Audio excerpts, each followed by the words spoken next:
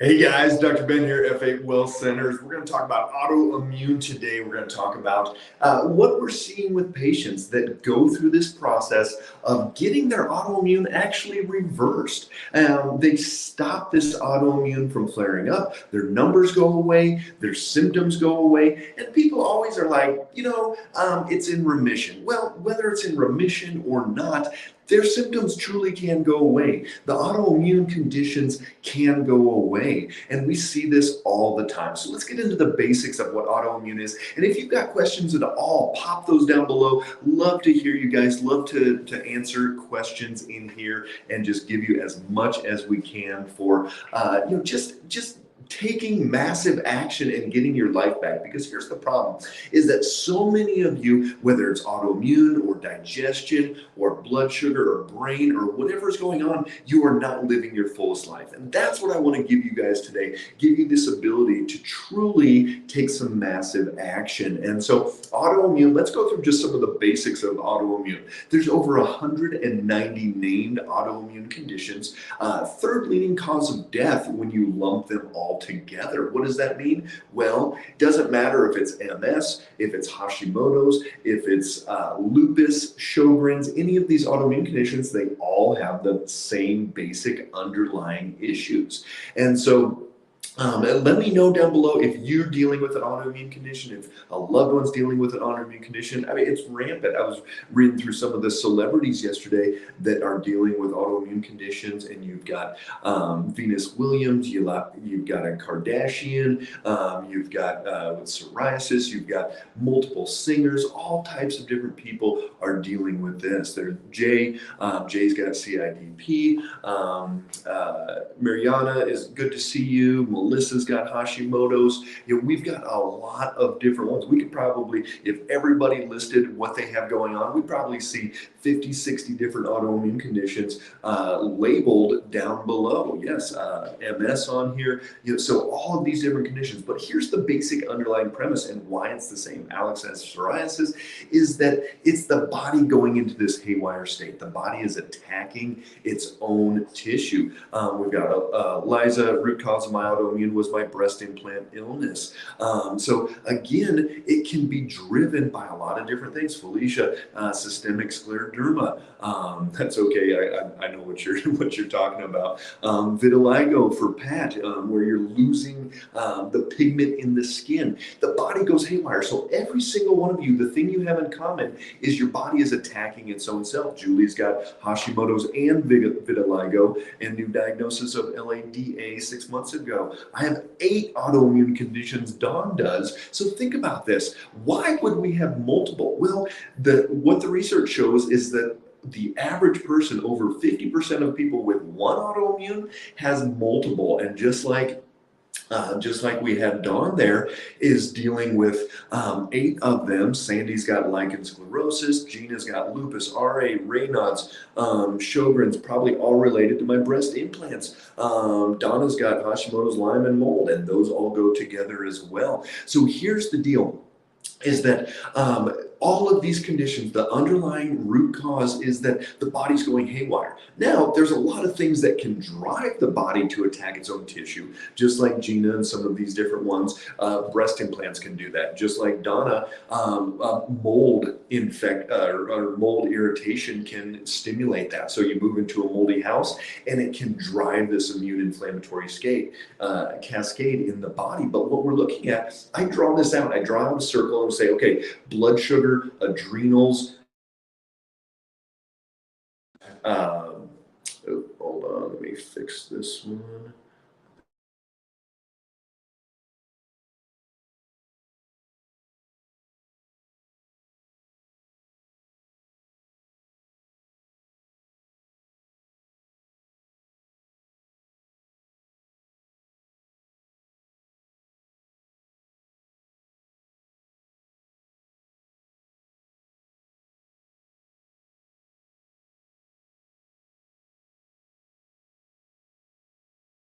There it is.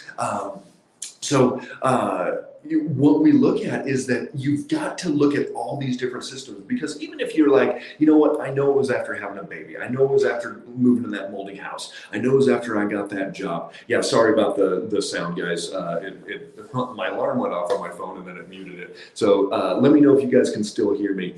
If you can't. Okay, so here's the deal. We've got blood sugar, we've got adrenals, we've got leaky gut, we've got vitamin D. If your vitamin D is lower than 80 and you've got autoimmune, very good chance that you're not going to modulate that immune system like you need to. There's a very good chance that if you have been through an estrogenic event, we found last year 3 teenage girls with Hashimoto's. Life with stripes. What about Ehlers-Danlos syndrome? Most people are saying that Ehlers-Danlos is an autoimmune at this point. So very good chance. And the people we see with Ehlers-Danlos have lots of this as well. Thanks, Julie. Audio. So here we go. We know that estrogenic events are going to drive that. We know that if the body has what's called leaky gut, and that gut lining is irritated and is allowing things into the bloodstream too soon, it's going to drive this immune inflammatory cascade. Somebody asked about fibromyalgia. Is fibromyalgia a type of autoimmune?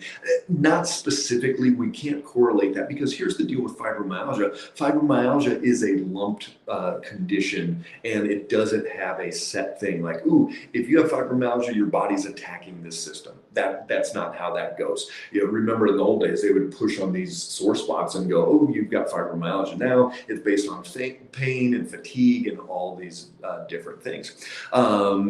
Christina, does this info apply to ITP? Absolutely. So I've got a lot of personal knowledge on that.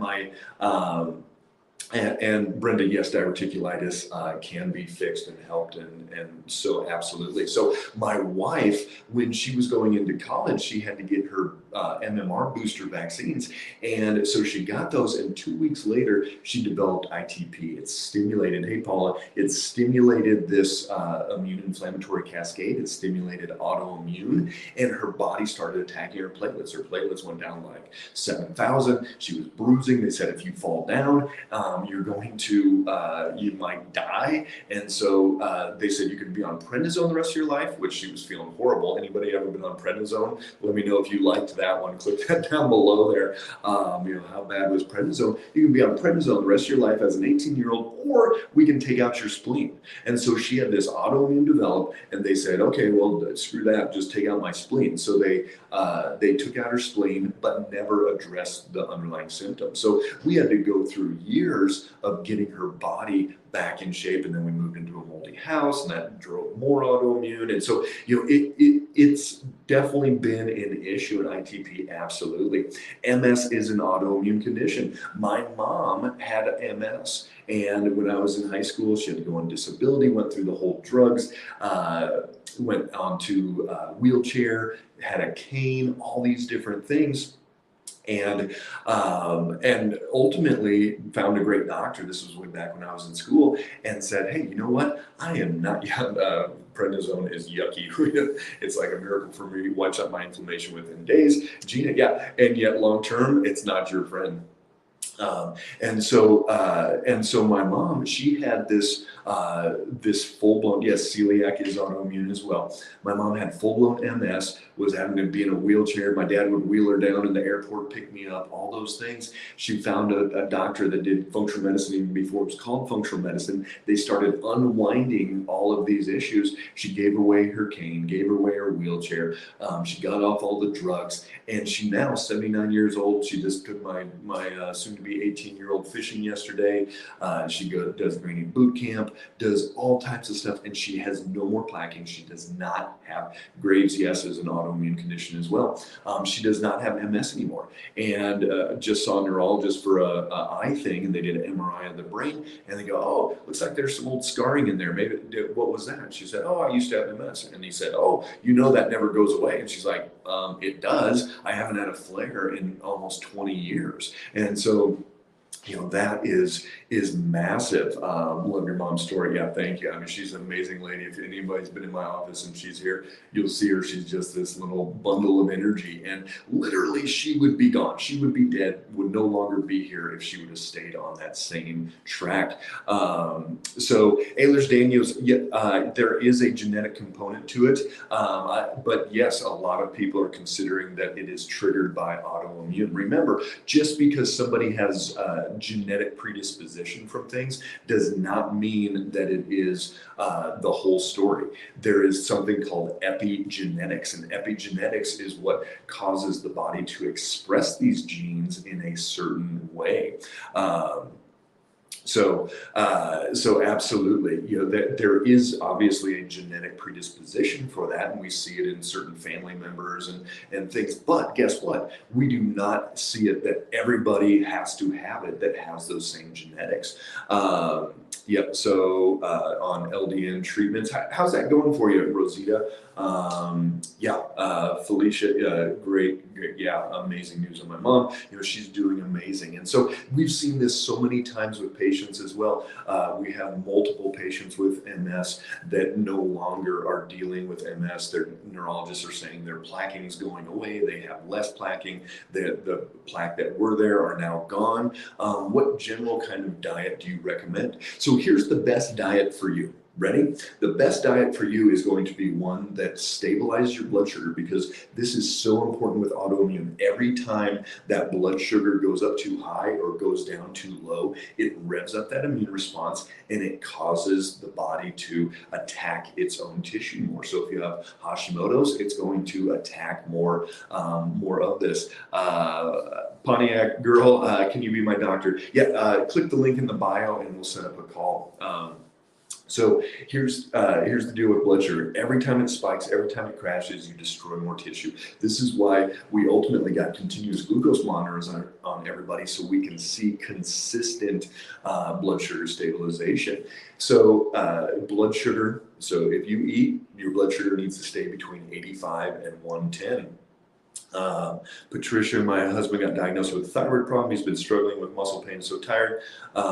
Here's the deal. Did you test for Hashimoto's? You've got to see, Patricia, you've got to see if he has Hashimoto's.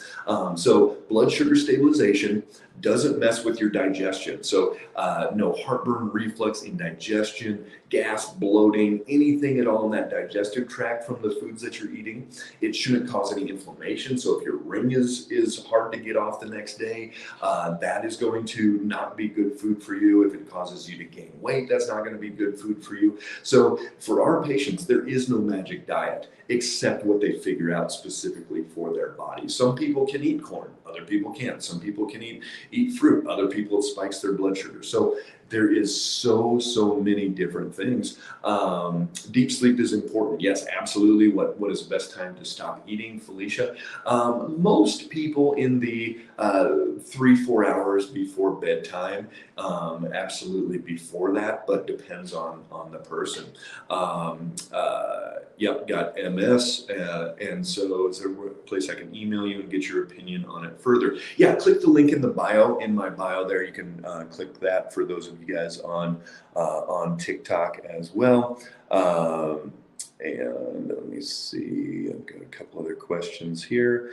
So are you saying it can go away? So for certain people, obviously if somebody has MS and their legs totally atrophied and there's nothing left and there's like no nerves left in there. If somebody has type 1 diabetes and it's destroyed the cells in their pancreas, will they ever be able to secrete their own insulin? Probably not. Will that person be able to walk again? Probably not. But especially early stage, we've had patients come in and they're starting to lose their vision and now they can see totally fine. We've had patients that had to go on disability with MS and now they're able to work full time again. Their plaquing's going away. We've got some, check out our YouTube channel. We've got some testimonial videos on there as well. And how do you know which food is not good for you? That's why you get a glucose monitor. That's why you start tracking. That's why you look at your blood work pre and post and do all of these different things. And so, yeah, absolutely. We've seen autoimmune go away. I have Hashimoto's and can't figure out how to help my muscle and joint pain. So here's the deal. The Hashimoto's is probably not causing the muscle and joint pain, because just by having low thyroid hormone does not usually cause muscle and joint pain. That's not usually that big thing. There's other things that are driving the Hashimoto's that are also probably creating that inflammation in your body. So remember this, most people blame Hashimoto's, most people blame their Ehlers-Danlos, their whatever it is, and they are going to have to say, oh, that's just that disease's problem. But here's the deal. Any of those autoimmune conditions are the symptom, not the cause of the problem. So even though it is a symptom, Hashimoto's is the symptom of the autoimmune to the thyroid, it is not the cause. And so there's a lot of other causes that could be causing your symptoms, not just low thyroid hormone. Rebecca, vitiligo, hypothyroid also, fibromyalgia.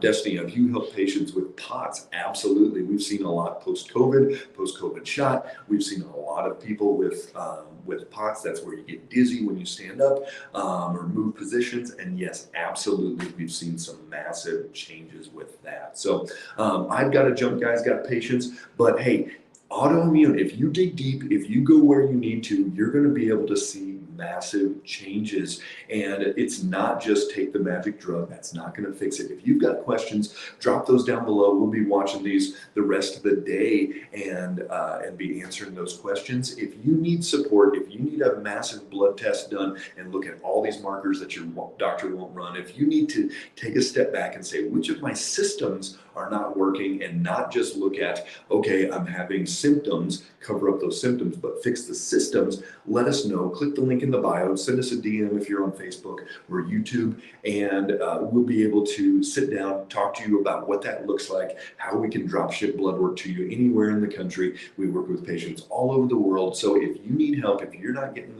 the solutions, if you know deep down inside your body can heal, your body's got the ability to take massive action and to start regenerating, drop us a line. That's what I believe in. I've seen it. I've seen it with patients. I've seen it with my loved ones. Your body can heal. Have a great day, guys.